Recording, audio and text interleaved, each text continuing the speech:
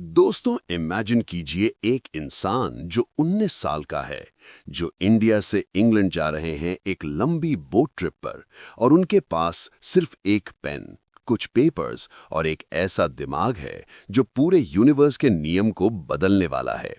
हम बात कर रहे हैं सुब्रमण्यम चंद्रशेखर की, जिसने 1930 में वो ढूंढ निकाला जिसे बड़े बड़े साइंटिस्ट, यहां तक कि आइंस्टाइन और एडिंगटन भी समझने से इनकार कर रहे थे।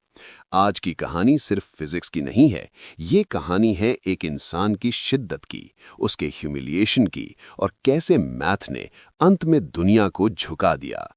The life of a star and how it ends. Universe में हर चीज एक जंग लड़ रही है। एक स्टार जैसे हमारा सन, ग्रेविटी और न्यूक्लियर फ्यूजन के बीच की एक बैलेंस है।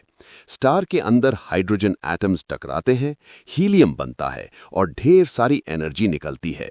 ये एनर्जी बाहर की तरफ प्रेशर डालती है, जो ग्रेविटी को रोक कर रखती है।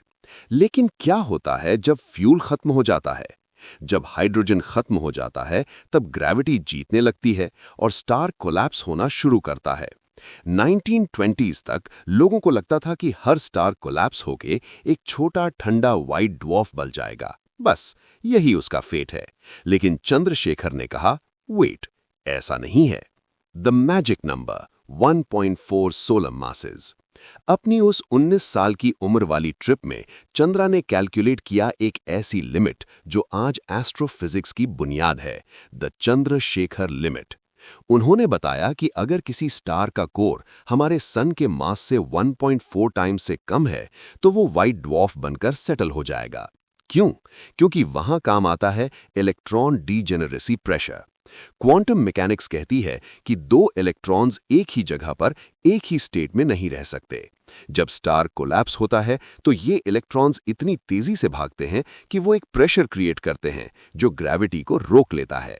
लेकिन चंद्रा का असली धमाका ये था कि अगर स्टार का मास 1.4 टाइम्स से ज्यादा हुआ तो ये प्रेशर भी ग्रेविटी को नहीं रोक पाएगा।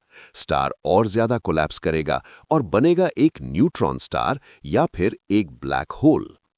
The great conflict, Eddington's betrayal. जब चंद्रा ने अपनी ये फाइंडिंग्स कैम्ब्रिज में दिखाई तो उनका सामना हुआ सर आर्थर एडिंगटन से, जो उस वक्त फिजिक्स के भगवान माने जाते थे। एडिंगटन को ये आइडिया अब्सर्ड लगा।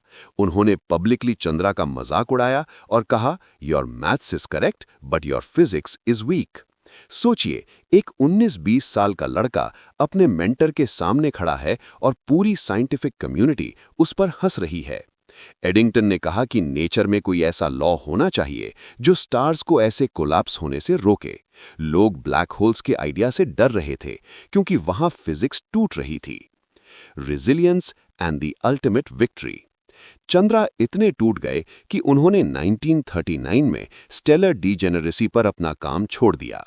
उन्होंने दूसरी चीजों पर फोकस किया, लेकिन उनका साइंस के लिए प्यार कभी खत्म नहीं हुआ। वक्त बदला। 1960s और 70s में जब स्टीफन हॉकिंग और पेनरोज ने ब्लैक होल्स पर काम किया, तब दुनिया को समझ आया कि चंद्रा 1930 में ही सही थे। और फिर 1983 में, पूरे 53 साल बाद, सुब्रमण्यम चंद्रशेखर को उनकी उस लिमिट के लिए नोबेल प्राइज मिला। दोस्तों, चंद्रशेखर की कहानी हमें सिखाती है कि age is just a number. आप 19 साल के हों या 60 के, अगर आपके पास पोटेंशियल है तो आप दुनिया बदल सकते हो। उन्होंने हार नहीं मानी, बस अपना रास्ता बदला, लेकिन उनका ट्रूथ वही रहा। Mathematics is the language of the universe, और मैथ कभी झूठ नहीं बोलती। आज नासा की सबसे बड़ी ऑब्जर्वेटरी का नाम उनके सम्मान में चंद्रा एक्स-रे ऑब्जर्वेटरी रखा गया है।